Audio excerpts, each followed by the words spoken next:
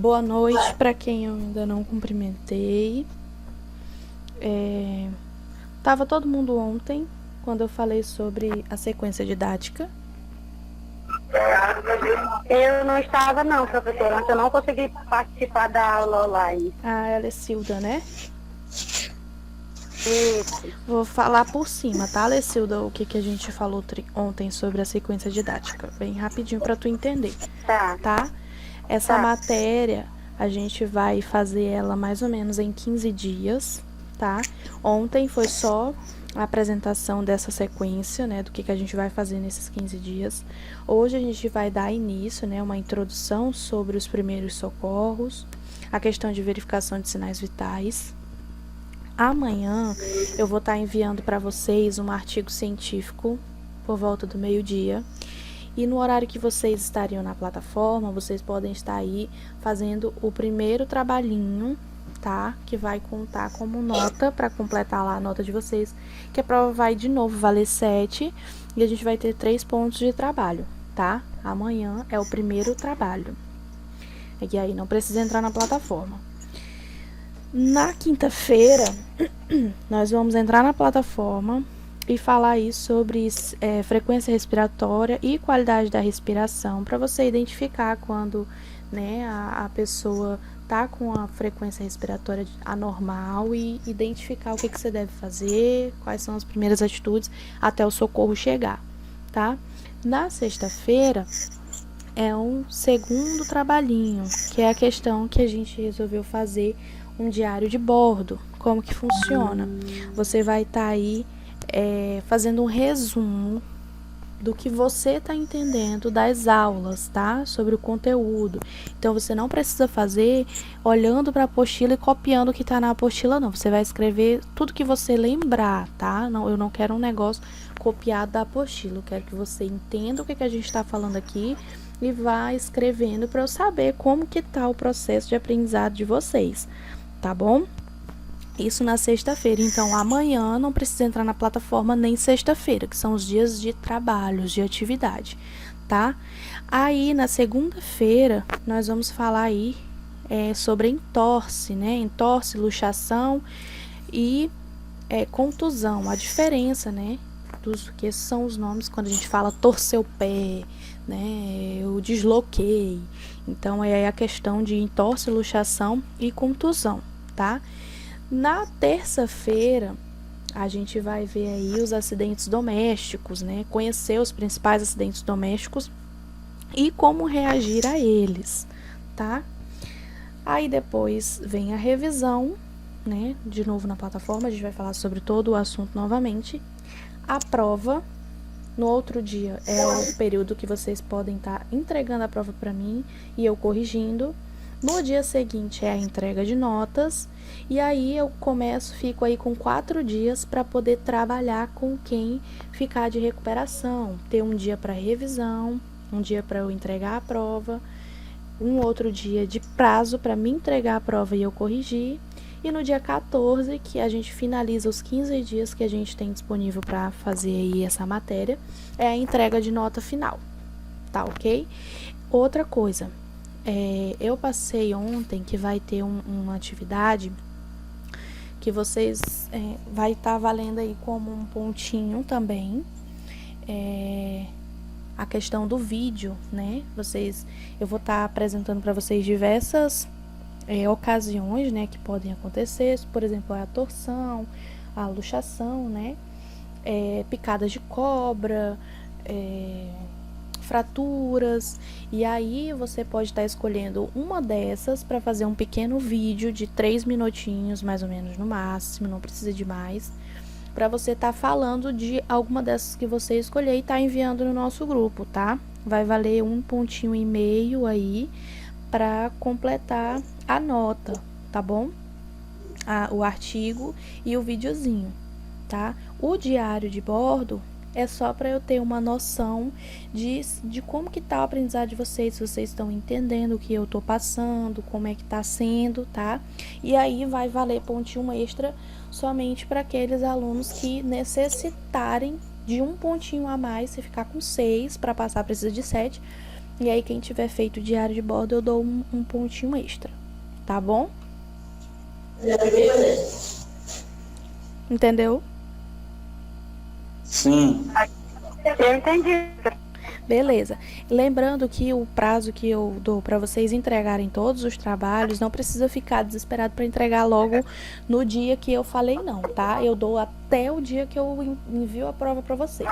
Vocês têm até o dia que eu envio a prova para poder estar me enviando todos os trabalhos, tá? Depois do dia que eu enviar a prova, eu não recebo mais os trabalhos, tá bom? Entenderam, meninas e meninos? Entendi. Beleza, então vamos dar início, tá? Nossa matéria de primeiros socorros. Gente, quero deixar bem claro para vocês que essa matéria, né, essa disciplina não vai estar capacitando ninguém a ser socorrista, tá? Essa disciplina é apenas para vocês terem alguns conhecimentos básicos para agirem em momentos de emergência, de necessidade, tá bom?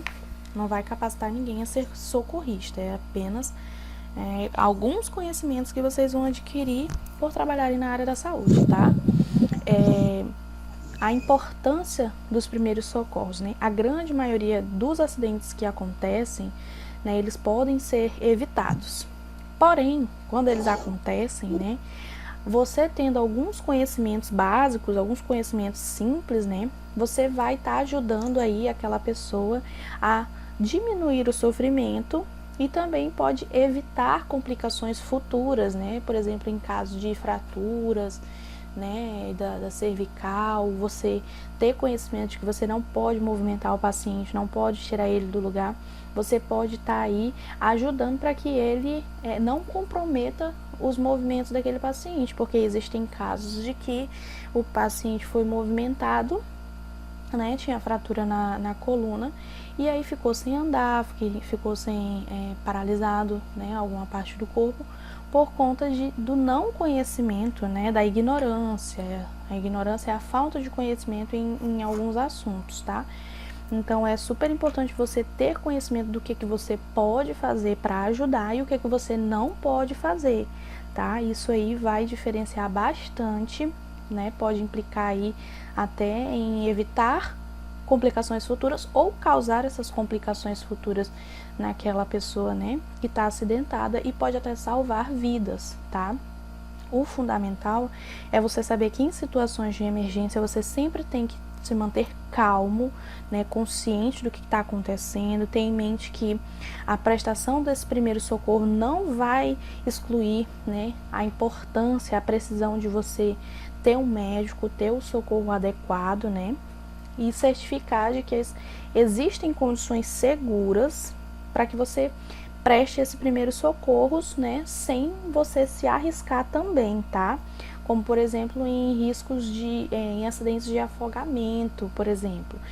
É muito complicada essa questão de primeiros socorros em afogamento, porque existe um caso que a pessoa vai ajudar, vai fazer os primeiros socorros, ajudar, e acaba se afogando também por conta da pessoa, né, tá lá em uma situação de desespero, se agarra em você, se desespera, e aí, em vez de ter um afogado, nós temos dois. Então, além de você saber o que fazer, você tem que se certificar, né, de que você está em condições seguras para você ajudar a pessoa e não está em risco também, né, não colocar a sua saúde ou a sua vida em risco, né. E aí não pode se esquecer também que um atendimento de emergência mal feito pode comprometer ainda mais a saúde da vítima, né? Como no caso das fraturas, né? Como eu estava falando para vocês, de comprometer a locomoção da vítima e tudo mais, tá? E nós temos aí também um artigo, né, no Código Penal Brasileiro, o artigo 135 deixa claro que deixar de prestar socorro à vítima de acidentes ou às pessoas em perigo iminente, né, podendo ajudar, podendo fazer esse socorro, é crime, tá, gente? Por isso que é muito importante todo mundo ter um pouquinho de conhecimento para ajudar no que for preciso, tá? Os conceitos preliminares, né? Não deixar de prestar socorro significa não dar nenhuma assistência à vítima, tá? A pessoa que chama por socorro especializado, por exemplo, ela já está prestando e providenciando socorro. Então, só em você pegar o telefone e ligar para o SAMU, você já está aí ajudando, né? Está fazendo a sua parte, tá? Qualquer pessoa que deixe de prestar ou providenciar o socorro à vítima, né, podendo fazer isso, vai estar cometendo um crime chamado de omissão de socorro, tá? Mesmo que você não seja a causadora do evento, mesmo que você não esteja envolvida com aquele acidente, tá? A omissão de socorro significa aí a falta do atendimento nos primeiros socorros eficientes, né? São os principais motivos de morte e danos irreversíveis em vítimas de acidentes de trânsito, tá? Então, a maior causa de mortes e problemas aí, danos irreversíveis em vítimas de acidentes de trânsito, por exemplo, são causados por pessoas que não prestaram socorro, tá? Os primeiros socorros, ligar imediatamente para o SAMU, né, para o bombeiro, reconhecer que você pode estar ajudando aí a vítima de alguma forma, tá? Os momentos após um acidente, principalmente as primeiras horas, são os mais importantes, né, para se garantir aí a recuperação ou até mesmo a sobrevivência das pessoas que estão feridas, tá, gente? Então, os primeiros momentos ali são cruciais, tá? E se você tiver por perto, tiver algum conhecimentozinho poder ajudar, é de extrema importância, tá? Acontece que somente você querer ajudar não basta, por isso que a gente tem que ter algumas técnicas, né? Conhecer algumas coisas. Algumas pessoas pensam que na hora da emergência não vai ter coragem ou habilidade suficiente para poder agir, para poder ajudar, né? Mas isso não pode ser um motivo para você deixar de aprender, de saber algumas coisas, algumas técnicas, né? Porque a gente nunca sabe quando é que a gente vai precisar. E lembrando que os acidentes não acontecem só na rua, não acontecem só no trânsito, os acidentes também podem aí acontecer em casa, tá? A gente vai falar também de acidentes domésticos. Então, a gente precisa ter o conhecimento, né, básico, por mais que você acredite que não vá conseguir aí ajudar na hora H, né? Porque tem gente nervosa, tem gente que não confia no próprio conhecimento, e isso é normal, gente. Na hora do vamos ver, a gente acha que não vai dar certo, mas isso não impede de você aprender, tá bom? O socorrista é aquele profissional, né, que atende na emergência. Então, uma pessoa que tem apenas o curso básico de primeiros socorros, ou quem estuda uma disciplina como essa de primeiros socorros, ela não deve ser chamada de socorrista, né? Então, e sim, quem faz o curso técnico, né, um curso básico, ele é aí um atendente de emergência, tá bom? Devemos sempre que possível preferir o atendimento destes socorristas e paramédicos, né, que tem aí a formação e os equipamentos especiais, médicos, enfermeiros, tá? São os mais aptos a estarem aí fazendo esse trabalho de socorrista, tá? Atendimento especializado. Na maioria das cidades e rodovias importantes, é possível a gente acionar aí o atendimento especializado, que vai chegar no local do acidente em pouquíssimos minutos, né? Nas rodovias, a gente tem aí esses atendimentos especializados, tá? O que são esses primeiros socorros, né? Como o próprio nome já sugere, os primeiros socorros são esses procedimentos de emergência que são aí aplicados numa pessoa que esteja correndo um perigo, né?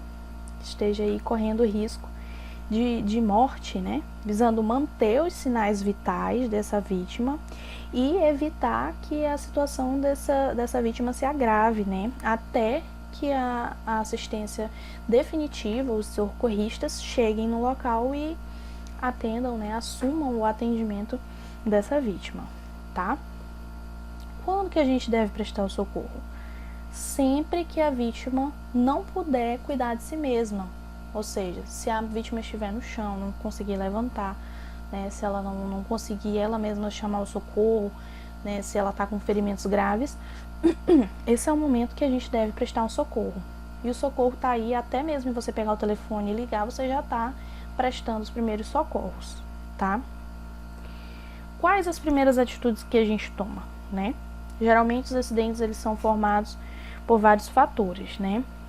É comum que quem presencia, né, ou chega no acidente logo que aconteceu, vê aí cenas de sofrimento, de nervosismo, de pânico, né, de vítimas inconscientes e outras situações, né. Quando não estivermos sozinhos, a gente deve pedir e aceitar a colaboração de pessoas que estejam no local também, né? Que a gente vê que quando acontece alguma coisa se aglomeram muitas pessoas, então você sempre pergunta se tem alguém que conhece, né? Se sabe, se tem alguma formação, algum conhecimento a mais, e aí a gente, né, pede colaboração dessas pessoas, se deixa liderar por essas pessoas que apresentam maior conhecimento ou algum tipo de experiência, tá? Se, no caso, essa pessoa de maior experiência e conhecimento for você, né, aí a gente vai solicitar a ajuda das outras pessoas, né, com calma, com firmeza, demonstrando para cada uma o que deve ser feito de forma rápida, precisa, tá? Você tem que demonstrar aí que você conhece, tem que passar confiança, tá bom? Apesar da gravidade da situação, a gente tem que sempre agir com calma, evitar o pânico, porque às vezes a gente se depara com uma situação grave, né, e aí bate o nervosismo mesmo, mas a gente tem que se controlar, tá? A gente tem sempre que transmitir confiança, tranquilidade, tá? Segurança para os acidentados que estiverem conscientes, né, no caso, informar que o auxílio já está a caminho, agir rapidamente, só que dentro dos seus limites, tá, gente? Não tentar fazer aquilo além do que você conhece, além do que você sabe, tá? Usar os conhecimentos básicos de primeiro socorro, aqueles que a gente vai ver um pouquinho agora. Quem quiser, dá para fazer cursinhos, né, de atendimentos básicos, né? E às vezes também é preciso saber improvisar, tá? Sobre a questão de talas, tá? E tudo mais. Adotar precauções universais, né, no contato com a vítima, ou seja, EPI apropriado, né? Utilizar os equipamentos de proteção, EPI, equipamento de proteção individual, lembram? Específicos, né, de acordo com o tipo de atendimento. No caso, se você tiver disponível, né, luvas para você estar pegando no paciente, ou até mesmo improvisar, a gente fala aí de utilizar até mesmo sacolas, a gente já viu, né, improvisando para você não entrar diretamente, né, em contato com o sangue. Você deve avaliar e assegurar a cena de emergência, né, se precaver de isolar para eliminar os riscos para você e para a vítima, né, porque acontece um acidente, você tem que sinalizar para que não aconteça um outro acidente, para você se proteger e proteger, né, a vítima. Avaliar a cinemática do trauma, né? Prever possíveis lesões nas vítimas, né? Questão de se tem alguma parte do corpo, geralmente quando existe fratura, a gente vê a diferença, então você avalia quais são as possíveis lesões, tá? Para poder informar o socorro e prestar informações imediatas sobre a situação encontrada, né? Solicitar o apoio necessário para a solução da ocorrência, tá? Se existir vítimas aí presas em ferragens, você tem que solicitar aí também o corpo de bombeiros. O quanto mais rápido você solicitar, melhor, né? Não espere o SAMU chegar para eles solicitarem. Se você vê que a vítima está presa, solicite o corpo de bombeiros, tá? São aí as primeiras atitudes a serem tomadas. O contato com a vítima, né? Se a vítima estiver consciente, o socorrista, no caso você, vai se apresentar, dizer o seu nome e informar que você está lá para ajudar e socorrer a vítima, né? Vai perguntar para a pessoa se pode ajudar, né? Obter o consentimento da pessoa, se você pode, se ela aceita, né? Questionar sobre o ocorrido, o que aconteceu, se tá tudo bem, assim, né? Se ela não tá sentindo alguma coisa mais grave, como que aconteceu o acidente. Questionar qual a queixa principal, onde tá doendo mais, né? Onde que você está sentindo, né? Tem alguma parte do corpo que você não está sentindo? Esse tipo de questionamento, né? E informar que você vai examiná-la, né? E a importância de fazer esse exame, tá? Ao avaliar a vítima, o que você deve observar, tá?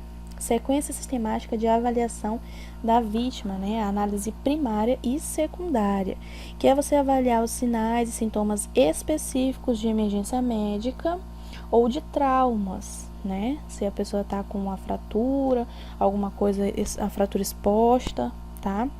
Você vai avaliar aí indícios de lesões na coluna vertebral, né? Sempre que a vítima sofreu um trauma ou ainda quando ela foi encontrada inconsciente, tá? Geralmente as pessoas não conseguem se movimentar, se mexer quando existem aí traumas na coluna vertebral, tá? A conduta ou comportamento da vítima, você tem sempre que se atentar para qualquer alteração nas suas condições em qualquer etapa dessa avaliação que você esteja fazendo, tá bom? Essa análise primária, né, o que você vai fazer? É um processo, né, que você vai identificar e corrigir de imediato problemas que ameacem a vida, né, em curto prazo. O primeiro aí, que a gente vai distinguir ele em A, B, C, D, E, que é estabilizar a coluna cervical manualmente, né, verificar responsividade e verificar a permeabilidade das vias aéreas, tá? Verificar a respiração, se a pessoa não estiver respirando, ministrar oxigênio. Verificar a circulação e hemorragias, tá? Se tem algum lugar que está saindo muito sangue, a gente vai ver mais lá na frente como que a gente pode estar agindo nesses casos. Exame neurológico sucinto, né? Ver se a pessoa está consciente, se ela sabe o nome dela, se ela sabe onde está. Perguntas básicas. Expor a vítima, prevenir hipotermia, né? No caso de se você tiver como cobrir a vítima até o socorro chegar, tá? São casos aí de análise primária, tá? Aqui, essa manobra de elevação da mandíbula, tá? Essa manobra aí, ela não vai ser executada por você, tá bom? Ela é executada pela equipe de resgate, né? Na vítima em trauma, tá? A gente aqui tá conhecendo o que acontece, mas a gente não vai fazer isso, tá? A gente vai ver aí manobras de elevação da mandíbula, de tração do queixo, né?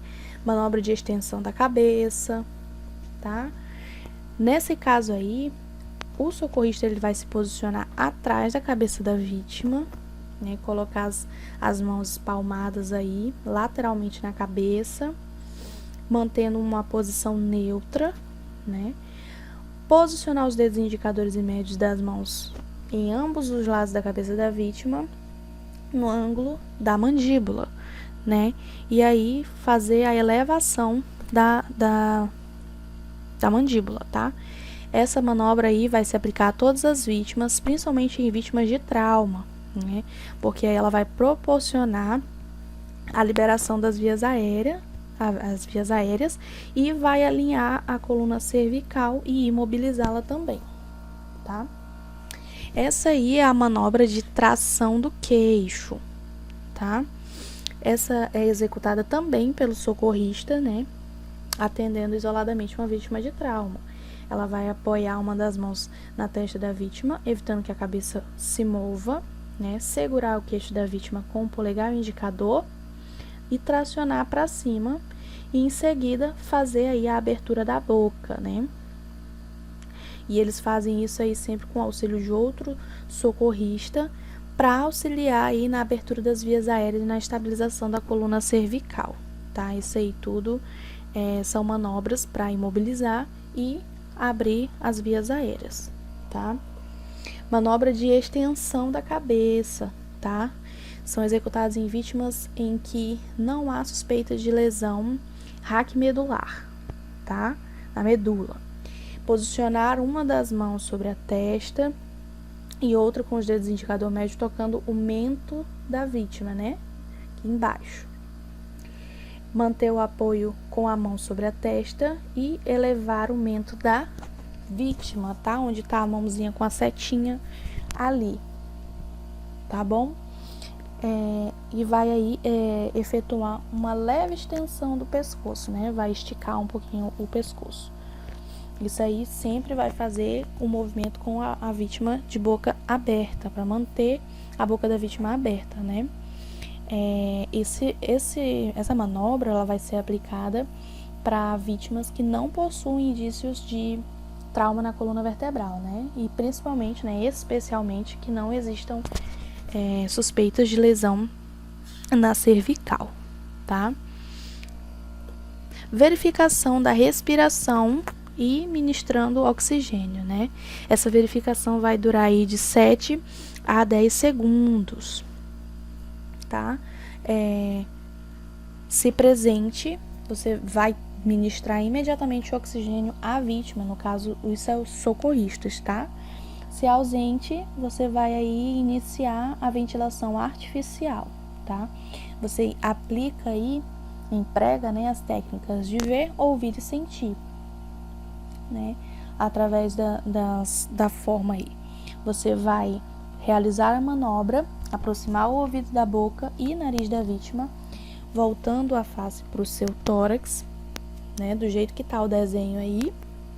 Você vai observar o movimento do tórax, ouvir os ruídos, né, da respiração e vai sentir a saída de ar das vias da vítima, tá? Então, são 3 coisas ao mesmo tempo. Você observa, né, o movimento do tórax, escuta os ruídos da respiração e sente a saída do ar, tá? Procedimentos operacionais, né? Deve-se estabilizar a coluna cervical manualmente, verificar a responsabilidade e verificar permeabilidade das vias aéreas, né?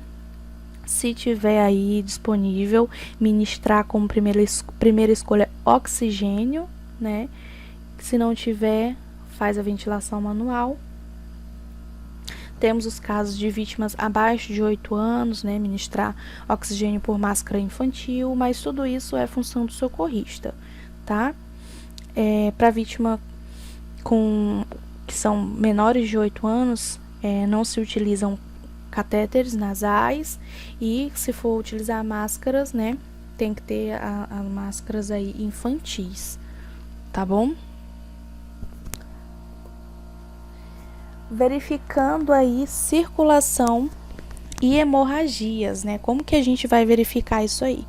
A gente vai apalpar o pulso carotídeo, né? Em vítimas acima de 1 ano de idade, na carótida, tá, gente? No pescoço. No caso de vítimas com idade abaixo de um ano, né? A gente vai palpar aí a artéria braquial no braço, tá? Então, foi adulto, foi acima de 1 ano, você vai verificar aí no pescoço, tá? No pulso carotídeo. Se foi abaixo de 1 ano, na artéria braquial, no braço, tá? Observações.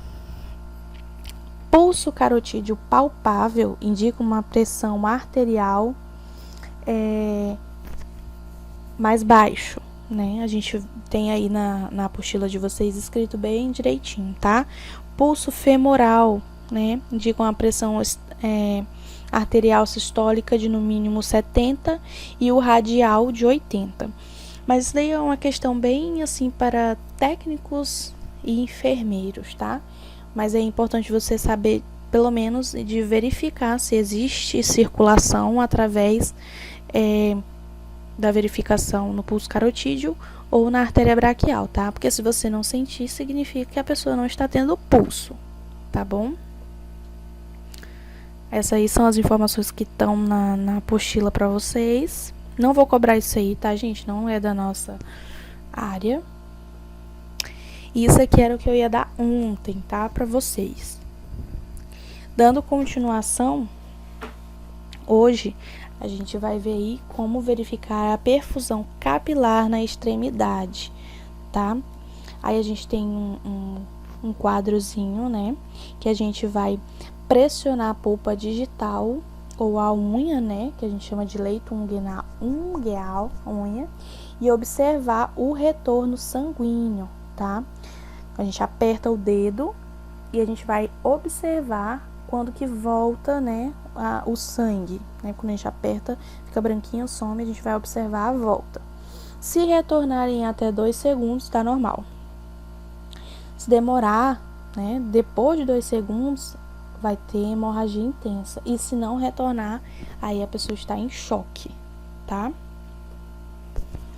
Aí nós temos a verificação da temperatura, coloração e umidade da pele na testa da vítima, né? A temperatura normal do corpo é entre 36,2 a 36,8, que a gente viu isso acho que foi na matéria anterior, né? Sobre a questão de sinais vitais, de como aferir temperatura, pressão. E a gente sabe que a pele é responsável em grande parte pela regulação da temperatura, né? Ela vai irradiar o calor através dos vasos sanguíneos subcutâneos e evaporando água sob forma de suor. Uma pele fria e úmida é indicativa de uma resposta do sistema nervoso, né, a um traumatismo ou perda sanguínea, né, o estado de choque que a gente chama. A exposição ao frio geralmente produz uma pele fria e seca, tá? Então, no frio a gente vai ter pele fria e seca. Quando a pessoa está em choque, aí a pele vai estar fria e úmida, tá? Uma pele quente e seca, ela pode ser causada pela febre, né?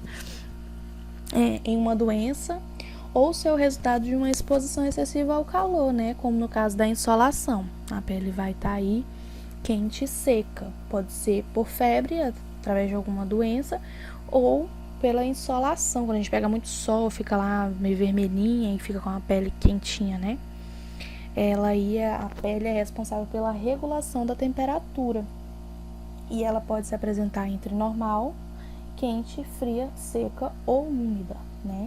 Para a gente verificar a temperatura, a gente utiliza o dorso da mão, como na imagem, colocando na testa da vítima, né? Remova parcialmente a luva do procedimento quando a gente estiver utilizando, para expor o dorso da mão, para poder você verificar, né? E observar a face da vítima durante a verificação. Você precisa sentir se a pele está quente, se a pele está fria, se está úmida, se está seca, né? Ou se está em estado normal. Aí nós temos um quadrinho de temperatura e umidade da pele, né? Pele fria, pálida e úmida. Aí o motivador dessas alterações pode ser a perda sanguínea. No caso de pele fria e seca, pode ser por conta de exposição ao frio. Pele quente e seca, a insolação. E a pele quente e úmida é febre, tá? Então, guardem esse quadrinho com carinho no coração para a hora da prova, tá bom? Como que a gente vai quais são os motivadores das alterações de temperatura e umidade da pele, tá bom? E a questão da coloração da pele, tá, gente? A cor da pele vai depender primariamente da presença de sangue nos vasos sanguíneos, tá? Uma pele pálida, branca, indica uma circulação insuficiente, né? E vai ser vista aí nas vítimas em choque ou com infarto do miocárdio, tá? Uma cor azulada, que a gente chama de cianose, que é essa imagem que tem aí de uma mão com cianose, né? É observada na insuficiência cardíaca, tá? Na obstrução de vias aéreas e também em alguns casos de envenenamento. Então, se você vê alguém com as mãos ou alguma parte do corpo azulado, né, que a gente chama cianose, essa pessoa aí pode estar com insuficiência cardíaca, né? O coração pode estar com problema aí. Ela pode estar sem ar, tá? Obstrução das vias aéreas, né? Ou ela pode estar sofrendo aí com algum tipo de envenenamento, tá? Pode também haver uma cor vermelha em alguns estágios de envenenamento, né? Por monóxido de carbono e na insolação, né? No casos mais graves de insolação. Alterações na cor da pele, elas podem indicar aí algumas doenças, né? ou também alterações vasculares, né, decorrentes de alguns traumatismos. Em pessoas de raça negra, né, em pessoas da pele mais escura, essa questão da cianose, ela vai ser verificada aí na mucosa nasal ou na parte interna dos lábios, tá? Porque fica mais difícil de verificar pela cor da pele ser mais escura. Aí a gente pode estar avaliando através da cor, né, da parte interna dos lábios, tá bom? Aí nós temos um quadrinho também de motivador de alterações de acordo com a cor da pele, né? Se a pele estiver pálida, o motivador, né, pode ser o choque, ataque cardíaco ou a hemorragia. A hemorragia, a pessoa está perdendo muito sangue, então ela fica pálida, tá? A cianose, que é a pele mais arroxeada, azulada, né, pode ser aí a deficiência respiratória, a arritmia cardíaca, né, doenças pulmonares, envenenamento, tá? Icterícia, né, a pele amarelada, pode ser indicado aí como doença hepática, tá? Doença do fígado, a pessoa fica mais amarelada, né? E a hiperemia, né, a pele mais avermelhada, pode ser hipertensão, insolação, né, pegou sol demais, alergias, diabetes ou choque anafilático, tá? A aplicação do colar na vítima deitada, né? O que vai acontecer aí? Vai retirar qualquer vestimenta e outros adornos da área do pescoço da vítima, lembrando que isso daqui é feito pelo socorrista, tá? Examinar o pescoço da vítima antes de aplicar o colar cervical, tá? O que ele vai fazer aí? Vai fazer o alinhamento lentamente da cabeça, manter firme com uma leve tração para cima, né? Fazendo aquela tração do queixo. Na vítima consciente, vai manter as vias aéreas permeáveis, usando a manobra de elevação da mandíbula. Realizar manualmente o apoio da lateral da cabeça, tá? Enquanto o outro socorrista vai aí escolher o colar cervical do tamanho apropriado, né? E são 2 socorristas trabalhando. Passa a parte posterior do colar por trás do pescoço da vítima. Coloca a parte anterior, que é a da frente do colar, encaixado no queixo, né? De forma que fique apoiado firmemente. Ajusta o colar e prende o velcro enquanto o primeiro socorrista está segurando, né? E aí vai prender o velcro com uma folguinha pouca de um dedinho só do colar, entre o colar e o pescoço da vítima, tá? Enquanto isso, o primeiro socorrista vai sempre manter a imobilização, né, da lateral da cabeça da vítima, até que o colar seja colocado certinho, né, o imobilizador, o cobertor, ele vai estar aí sempre segurando, imobilizando a vítima, tá? E atenção, em toda vítima de trauma, deve ser colocado o colar cervical, mesmo que a vítima não esteja em estado grave, porque às vezes ela não está sentindo, tá? Não apresenta nenhum trauma no momento, e aí acha que não é necessário, mas aí com a movimentação até chegar ao hospital, pode ser que aconteça problemas maiores, tá? Essa análise primária deve ser completada no intervalo de 15 e 30 segundos.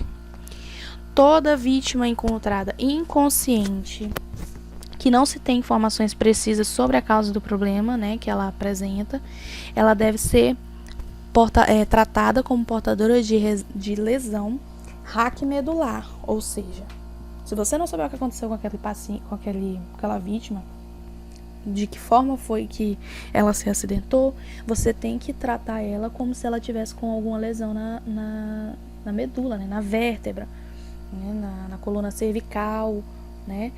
E aí você, por mais que se você não souber, aí é que você tem que fazer, né, esse trabalho aí de não deixar a vítima se mexer. Os socorristas também trabalham como se tivesse aí algum trauma na coluna, né? Sempre mantendo a coluna cervical estável, em posição neutra, né, com a aplicação do colar cervical, protetor lateral, né?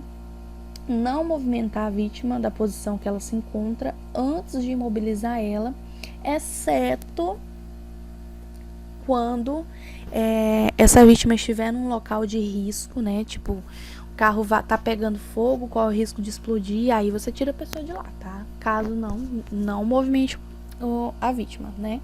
Sua posição estiver obstruindo as vias aéreas, se a pessoa estiver de cabeça para baixo, tiver uma poça de sangue, ou tiver água, tiver alguma coisa que estiver impedindo essa pessoa de respirar de maneira adequada, aí você movimenta, retira ela do local. Se a posição da vítima estiver impossibilitando aí a análise primária, né? E para garantir também o acesso a uma vítima mais grave. Se essa pessoa for um acidente de trânsito, se essa primeira pessoa estiver impossibilitando que você chegue a uma outra vítima que esteja mais grave, aí você pode estar retirando ela do local, movimentando ela, né? E aí você deve sempre iniciar a análise secundária através do exame de sinais vitais, que é a nossa análise secundária. Esse processo visa descobrir algumas lesões ou problemas clínicos, né, que não tratados, eles podem aí ameaçar a vida dessa pessoa, né, através de interpretação dos achados nas verificações dos sinais vitais, né, fazer aí um examezinho físico em entrevista, né, com essa vítima. Através da avaliação dos sinais e sintomas apresentados pela vítima, né, o socorrista vai poder aí determinar o tipo de emergência e os procedimentos que são específicos para essa vítima, né?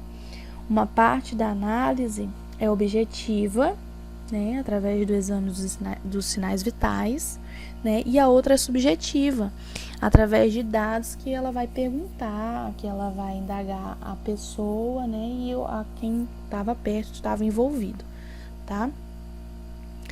Os sinais vitais, eles vão refletir o estado atual do sistema, principalmente respiratório e circulatório, tá? É verificada a frequência respiratória e a qualidade da respiração. É verificada a frequência cardíaca e a qualidade do pulso e a pressão arterial, tá? E na próxima aula a gente vai falar melhor sobre essa análise secundária, que é a verificação respiratória e a qualidade dessa respiração, verificação aí da frequência cardíaca, né, e a qualidade do pulso desse paciente, né, dessa vítima, e a verificação da pressão arterial. Tá sendo mais fácil para a gente entender agora, quem estava acompanhando a matéria anterior, que foram os fundamentos de enfermagem, fica mais fácil para a gente entender como que se dá, né, essa análise, porque a gente viu como que afere a pressão, como que a gente pode observar aí a respiração, né, da vítima, de que forma a gente faz isso de forma mais adequada, tá? E aí, na próxima aula, a gente vai dar uma relembrada no que a gente viu na matéria anterior, na disciplina anterior. Vocês estão tão calados, parece que eu tô falando sozinha. Tem alguém aí? Aqui, professor, estamos aqui. A gente só tá concentrado. Vocês estão concentrados? Nós estamos igual coelho. Hã? Nós estamos igual o coelho dentro da ratoeira, bem quietinho. Um coelho dentro de uma ratoeira. O que um coelho faz dentro de uma ratoeira? Ele fica preso. Ai, meu Deus. Mas vocês entenderam, né? Essa primeira parte, essa introdução. Sim, é legal. Muito bacana de se aprender, né? Nas próximas aulas a gente vai ver também a questão dos acidentes domésticos, que eu acho super interessante da gente entender em caso de queimaduras, em caso de picado de cobra, de fraturas, né? Que pode acontecer, tá? No caso, aqui, ó, vocês podem estar escolhendo qualquer parte do estudo da gente para poder fazer a atividade do vídeo, tá? Você pode fazer tanto como se você fosse... que foi, Leoni? Senhor, o quê? Você pode, a questão do vídeo, você pode tanto apresentar somente falando no seu vídeo, de forma expositiva, né, para as pessoas, ou você pode fazer uma encenaçãozinha, gente, sejam criativos, não precisa ter vergonha. No vídeo tá só a gente, não, no vídeo não, no grupo tá só a gente mesmo, tá? E vocês vão mandar lá no grupo. É uma forma bacana. Quem tiver filho, quem tiver irmão, primo, namorada, marido, qualquer coisa assim, pede ajuda, faz uma encenaçãozinha como se fosse um acidente, tá? Rapidinho, de 3 minutinhos. E aí você trabalha aí como um socorrista, finge que é um socorrista. Vou achar super bacana, tá? A interação de vocês. E lembrando que vale notinha, tá? Então, sejam criativos, gente. Sejam criativos que aí vai ser legal, vai ser bacana. Eu acredito. E, por favor, não fujam, tá? Não fujam. Não é vergonhoso. Vai ser legal. Tá bom? Amanhã, Tá bom. Amanhã eu vou estar em... Isso é a Lecilda, né, que tá rindo. Né? Eu tô rindo porque eu falo assim, de não. Tu tá doida pra fugir, né? Eu não, professora, eu lá sou de fugir de nada. Ih, arrasou, gostei. Então vocês podem escolher pra ser como se fosse um vídeo informativo, tipo só você falando, ou você pode fazer também, se você faz informativo se você não puder contar com a ajuda de ninguém, tá? Mas se você puder contar com a ajuda de alguém, faz uma encenaçãozinha como se fosse alguém, você passando na rua e alguém sofreu um acidente de trânsito, ou então alguém que se quebrou, teve uma fratura, alguém que levou uma picada de cobra, alguém que se queimou, tá bom? Isso vocês não precisam fazer agora, porque eu vou estar falando mais para vocês no decorrer das aulas. Então vocês vão poder mandar esse vídeo no dia da prova, tá? É um videozinho de 3 minutos no máximo. Aí manda no WhatsApp, que aí eu vejo quem mandou e vou anotando e assistindo, tá bom, gente? Tudo bem? Tá bom, professora. Amanhã eu vou mandar o artigo para vocês por volta do meio-dia. E aí à noite vocês não precisam entrar na plataforma. Vocês vão ler, estudar sobre o artigo e fazer o resuminho, tá? E podem me entregar até o dia da prova também. Não precisa desesperar para entregar amanhã mesmo não, tá bom? Todos os trabalhos, eles podem ser entregues até o dia da prova, tá? Tá bom? Tá bom. Perfeito. Boa noite para vocês. Espero que vocês tenham gostado da aula e até a próxima, tá?